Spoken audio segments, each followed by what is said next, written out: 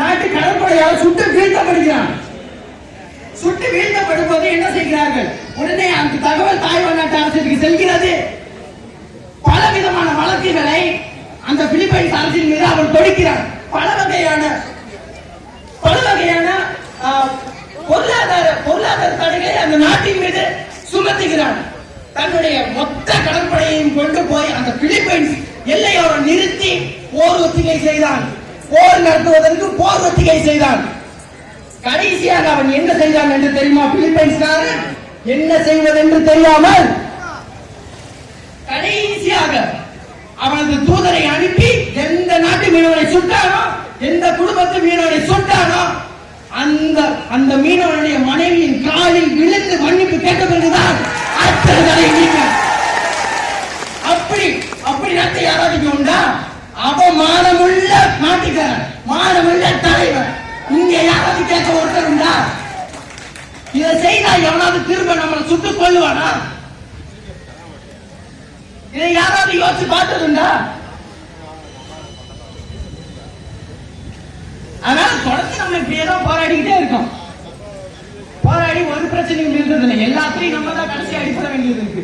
ஜல்லிக்கட்டுல கடைசியா அடிப்பட்டது நாம தான். இங்க நெடுவாசல் இந்த போராட்டம் கடைசியா திருப்பி விடுறதுக்காக கொல்லப்பட்டது நாம தான்.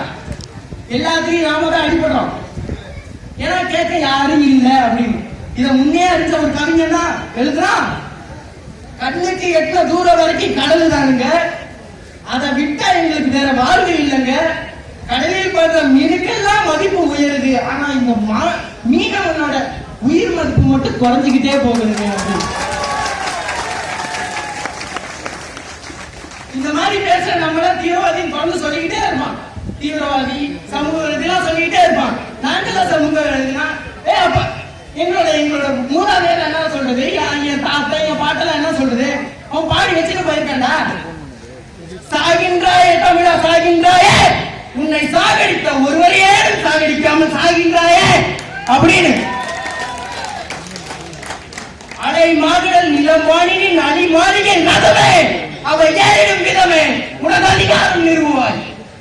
கொலை வாழினை ஜனனா மிக கொடிய செய்கள் அறவே, குகை வாழ் ஒரு புலியே உயர் துறவே தமிழா அப்படின்னு பாடிட்டான்.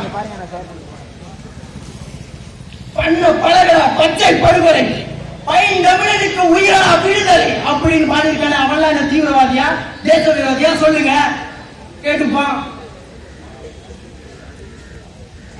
இப்படியே நம்ம போராடிட்டு வரை கடைசி வரைக்கும் அடிபட்டு தான் இருக்கும். இதுக்கு சரியான முடிவு எடுக்கணும்.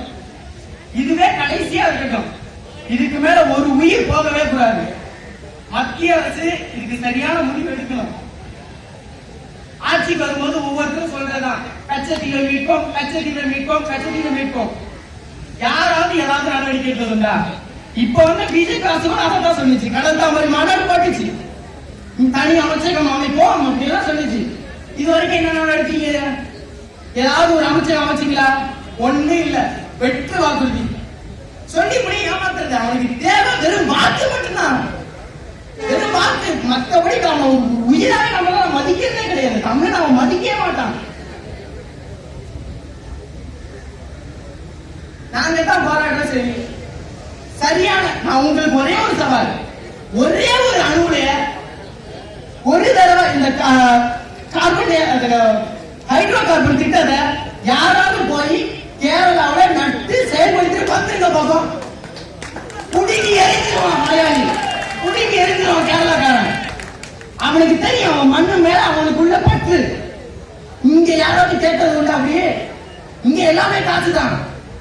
மலையா வெட்டி தள்ளு, மண்ணா குறைச்சி அனுப்பு, எல்லாம் காசுதான். காசு என்று பார்க்கும் வரை இங்கு எந்த மனிதனையும் யாருமே கண்டு கொள்ள மாட்டான். உயிரை துச்சம் பண்ண நினைப்பான். அதனால இதெல்லாம் மாறணும். மாறினா மட்டும்தான் இங்க சரியான நிலை ஏற்படும். அரசியல் சூழல் எல்லாமே மாறினா மட்டும்தான் இங்க எல்லாமே மாறும். அது எல்லாமே நம்ம கையில தான் இருக்கு. நீங்க யாரை தேர்ந்தெடுக்கிறீங்களோ, யாரை சரியா தேர்ந்தெடுக்கிறீங்களோ அப்படிதான் அவன் கையில தான் இருக்கு மொத்தமா. தலைவன் என்கிறவன் எப்படி இருக்கணும்? தலைவன் என்கிற எப்படி இருக்கணும்? சேகோரா சொன்னது போல, யாரை பார்த்தால் உன் எதிரிக்கு குலை நடுங்குகிறதோ அவர் தான் ஒரு தலைவன். அப்படிதான் நீங்க தேர்ந்தெடுக்கணும். நீங்க என் வீட்டு அளவுக்கே அழுவாதவன், என்னன்னே கேட்காதவன், அவன் என்ன தலைவரை எடுத்து வச்சுனா இப்படிதான் நடக்கும். கடைசி வரைக்கும் இப்படிதான் நடக்கும். போராடிக்கிட்டே இருக்கணும். இதுக்கெல்லாம் ஒரு முடிவை சீக்கிரமா எடுத்தாதான் அடுத்தடுத்து இந்த பிரச்சனைகள் நடக்காம இருக்கும்.